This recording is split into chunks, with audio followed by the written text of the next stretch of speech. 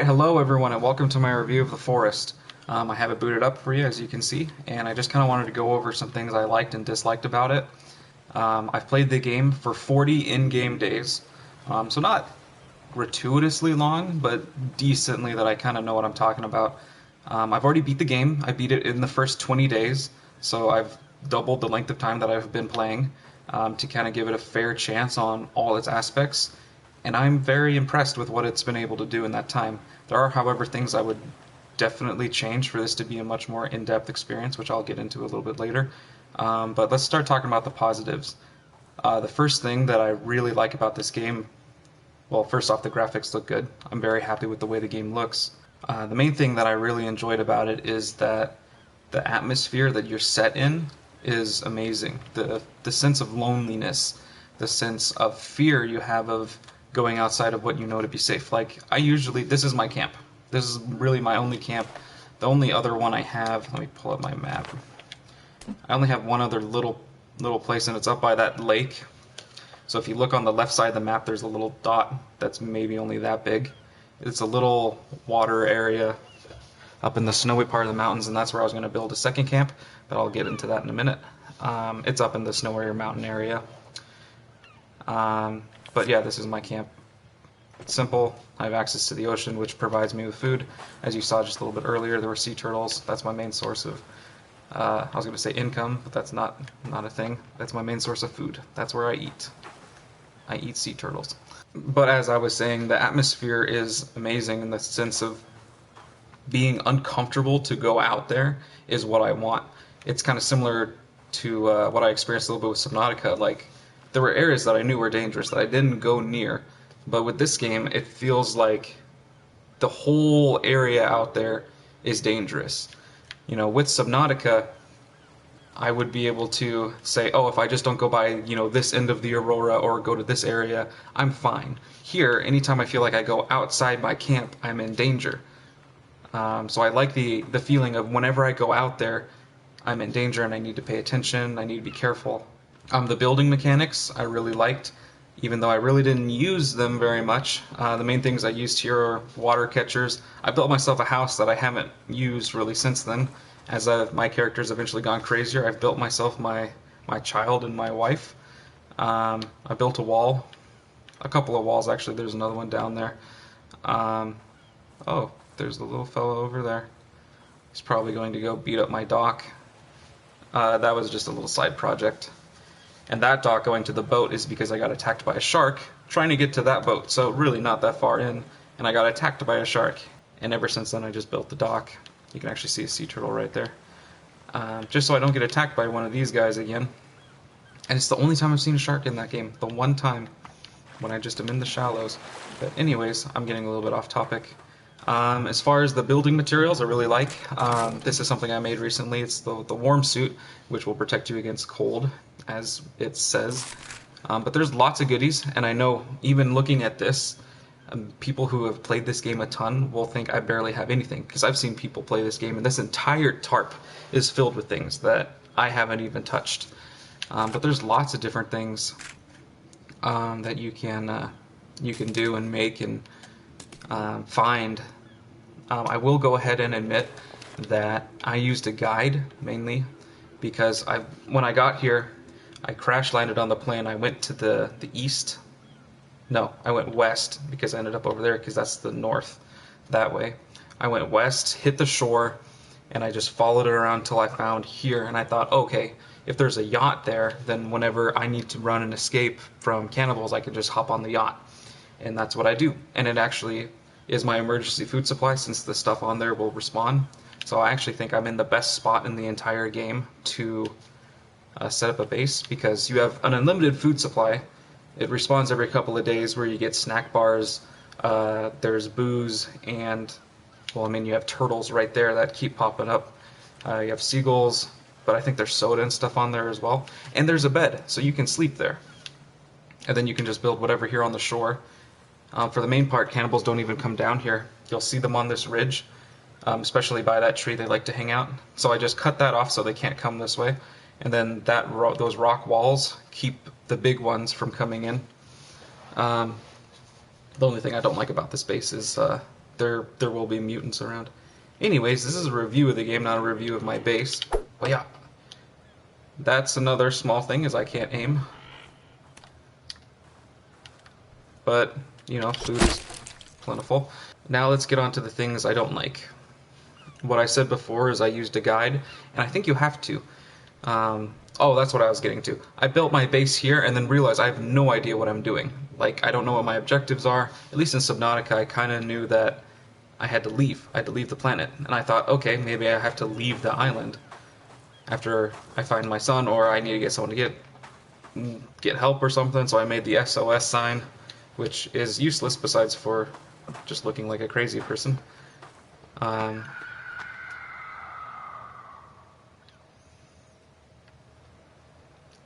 Anyways, so I used a guide which told me which caves I needed to go into to get certain items that allowed me to go deeper into the big chasm, which you can... Sorry, I keep pulling that up. What I mean to pull up is this. So that big black spot in the middle of my map is a giant pit, and you need to get down in there. And to fully get through it, you need a bunch of different items. Oh. Don't beat up my stuff. He's beating up my stuff. Whatever, it doesn't matter. And I didn't know where any of that stuff was, and I wasn't about to go explore every cave. I mean, that's the way you should play the game, is you should go explore the caves on your own without figuring out which ones you need to go to get the certain items, because there's some that don't have the stuff you need, and some that do have different stuff in them. That's kind of the main point of the game, is being brave enough to go and explore the caves for yourself. But for me, I just kind of wanted to... I did want to beat the game at a decent rate, so I figured out which caves I needed to go to, and I went through them, got the stuff that I needed, and then went and beat the final boss, and did both choices, and you can see which choice I made because I'm actually still here.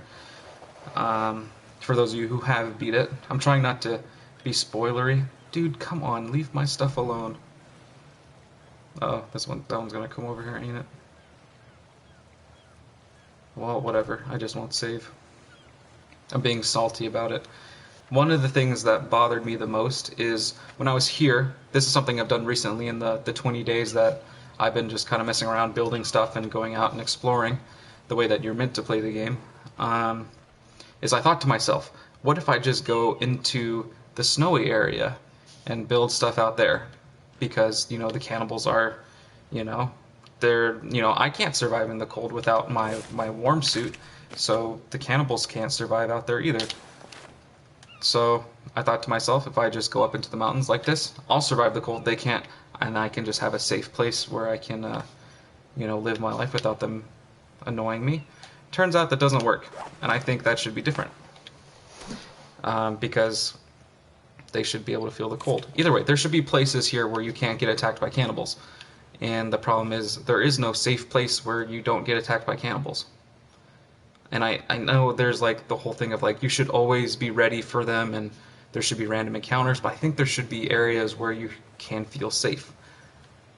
Like for example, this is the safest place I've been in, where they kind of go a certain way and they don't really bother me. But if I was out in the middle of the woods, they would just appear near me and attack my base.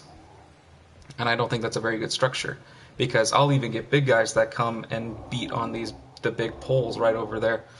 I actually have other stuff in front of it to keep them from getting to them. Like, I have an example right here where I'm starting to build these little fortifications in front of the stone wall. The main reason is because the walking ones can hop over them. This is what happens to them when they get into my base. I take care of business. So that's one thing I would change. It's really hard to aim. I'm sure with practice I'd get better at it, but it's not the easiest to aim. I don't know if I kept that clip in there, but me trying to aim is not the easiest. When it aims a little high, is what it feels. Let's see if I can do this.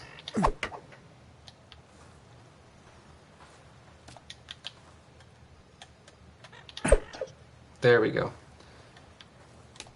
Some things are a little buggy like that. Spears don't stick into things. They just kind of bounce off, which kind of ruins a little bit of the immersion when you're out hunting and you throw a spear at a deer and it just the deer ragdolls, and then your spear just kind of bounces off of it and rolls away. So that's something I would change. I don't know if people are still working on it. Oh, and that's another thing. I can always tell when cannibals spawn in because the frame rate drops for a second. Like it just showed it there where everything kind of tensed up for a second. It's because they just loaded in some cannibals somewhere nearby. Yeah, those might be the same ones we had earlier, but it might have loaded in somewhere. But all in all, I've been kind of crapping on the game. It's because I've spent a good amount of time playing it. Because I enjoy it. I genuinely enjoy it. I've already, I beat the game and it brings me back enough that I just kind of play around with it. I think it's a good game. I definitely would pick it up. Oh, especially if it's on sale, definitely pick it up. It's an enjoyable time. For those that enjoyed Subnautica, I think you would enjoy this as well. However, unlike Subnautica, if you don't like playing with hunger and thirst, you have to in this game. There's no choice. You have hunger and thirst, and that's how it is. Which is fine. I've never really had issues with running out of food or running out of water because, I can make water catchers. And the funny thing is, I didn't even know how to make some of the stuff. I beat the game without knowing how to make a spear. And those who play the game probably think I'm absolutely crazy. But no, I beat the game without knowing that I can take 2 sticks